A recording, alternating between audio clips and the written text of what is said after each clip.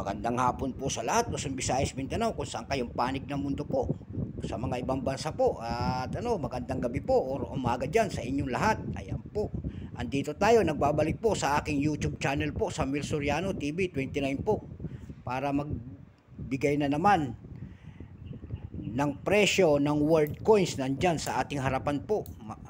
Papasalamat tayo doon sa ating nanonood ng ating YouTube channel, lalong-lalo na yung mga subscriber ko po. Maraming salamat po. Ayan, nabubulol na. At sa mga nanonood po ng ating YouTube channel, maraming salamat din po. At sa mga ating mga kolektor po, thank you po sa mga nanonood po. Ayan, simulan po natin ang ating talakayan. Nandito po sa ating harap ang world coins. Ayan, Canada, $2 po. Ayan, 2007. Ganda ng portrait. Ayan, bear pala to. Ayan, laking bear pala tong Canada na to. Bago natin simulan ng ating talakayan, ayan, kilalanin muna natin ang coins na ito. Issue Canada po. Ayan, period Royal Canadian Mint, Queen Elizabeth II, 1952 hanggang 2022 po. Type Standard Circulation Coins. Years 2006 hanggang 2012. Value $2. Currency Canadian dollar 1858 up to date. Composition po by metallic aluminum bronze center nickel ring. Ayan, may bigat po itong 7.3 grams. Daya haba naman po na 28 mm. May kapal pong 1.75 mm. Nataho lang ating aso. Ayan, may kanyang shape round, syempre orientation, middle alignment po, reference number KM-836. Ayan, kalagay po sa kanyang likod, ayan po, panda, nakaharap sa kanang bahagi. Ayan, nakaharap sa kanang bahagi, panda. Oo nga, oh. Ayan, dito po sa coins na ito, 2007 po, dalawang variety ang kanilang ginawa. Itong dalawang variety po ang kanilang ginawa. Yung isang variety po ay 42%. Ayan po.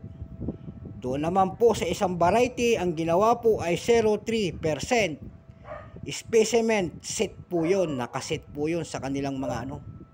Yung itong atin, ito po yung common, itong 42%. Ayan, 42%, ayan po, 38,957,000 na piraso ang ginawa ng Canada sa bariyang ito. Doon naman po sa 0.3% na sa specimen set, no price appraisal. Ayan po, wala kanyang presyo. 27,156 lamang na piraso ang ginawa. Ayan. Doon naman tayo sa ito, doon naman tayo sa 42%, may selling price na po. Tawagin ng ating mga kolektor ay price appraisal.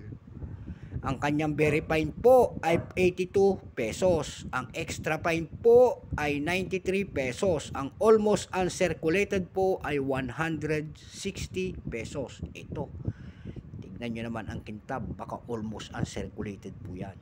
Kaya pasok yan sa 160. Isang maliit na MP lights. Ayan. Yung uncirculated po naman po ay 200 per piece. Ayan. Samantalang doon sa isa, walang price appraisal po. Doon sa 27,156. Ayan, wala pong price. Ayan po. Ito po, common po ito eh. Ito po ay 38,957,000 ang kanilang ginawa.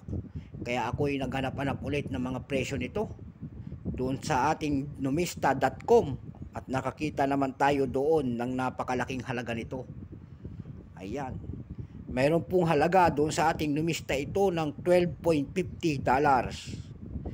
Doon naman sa allmes.com, $12.50 din. Doon naman po sa ebay.com, dumako tayo doon para makakita ulit ng presyo. Mayroon naman tayo nakita na $19.99. ebay.com po yun. At saka $8.